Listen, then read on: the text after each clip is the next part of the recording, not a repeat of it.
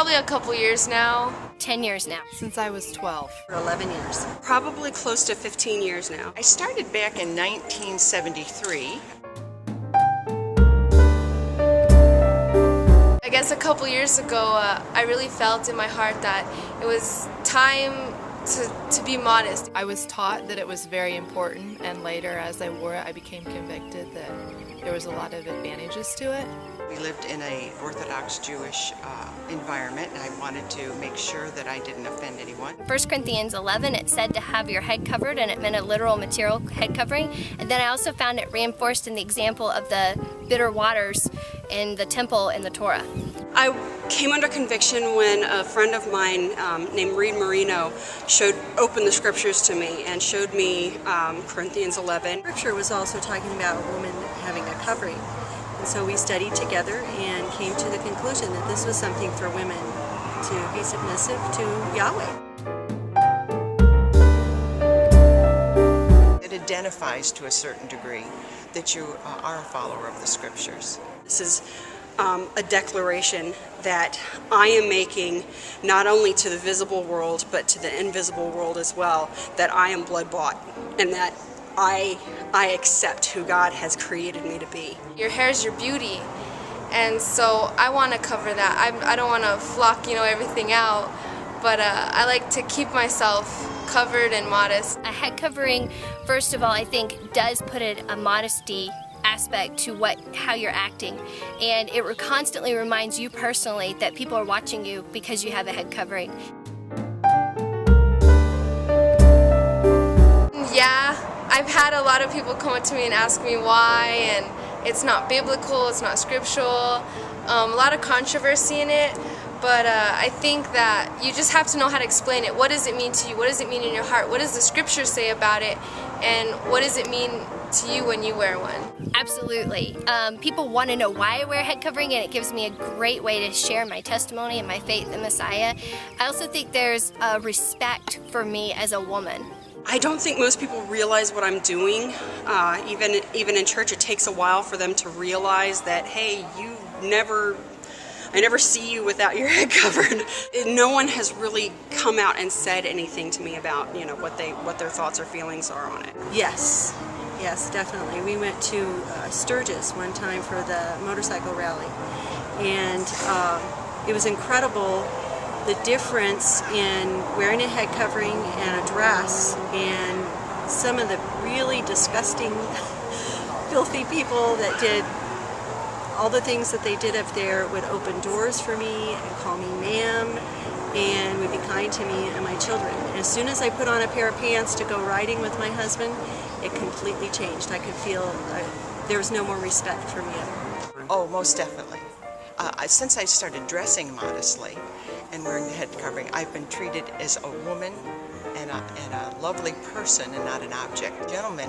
Men treat me more like a lady. There's no doubt about it. They make special exceptions for me, knowing that I'm taking this extra precaution. They think it's beautiful. They say, wow, you don't see that all the time. It looks beautiful. And some people, they come at you, but a lot of people enjoy it. A lot of people enjoy seeing it. They either want to know why I wear a head covering, am I Catholic, or am I Mennonite? Probably about how nice it looks. When I was working, it got a lot of comments. At one job, all of the people called me Sister Michael.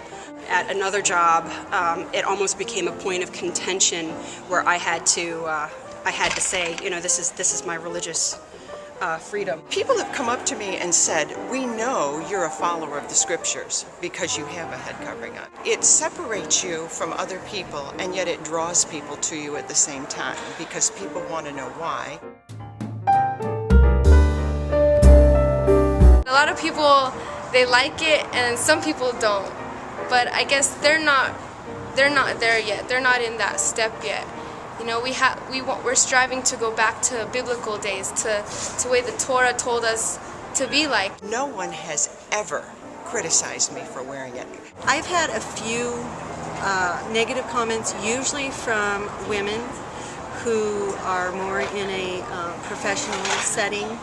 They consider me to be a slave to my husband, and to my religion, which I don't have any of.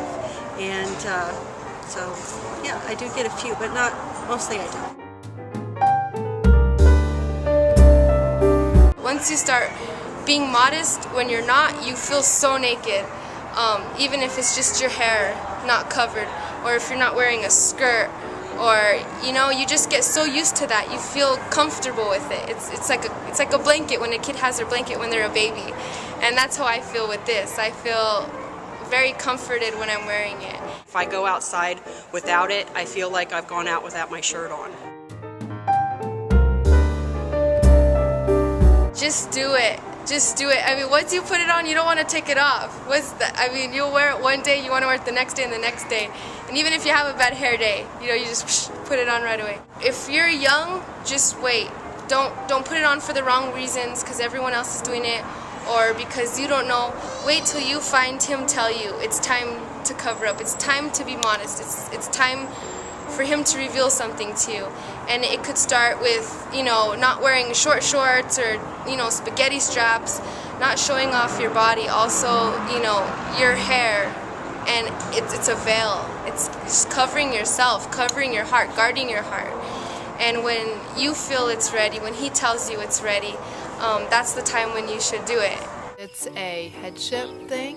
I would definitely recommend it. Give it a shot and see what kind of changes they might notice. It is never a hardship to submit to God's word, and that the blessing that comes out of obeying in little things is so huge. When we are faithful in small things, he gives us big things. You're going to fight it every day of your life. It's not something easy, but our life lived for Yahweh is not easy anyway.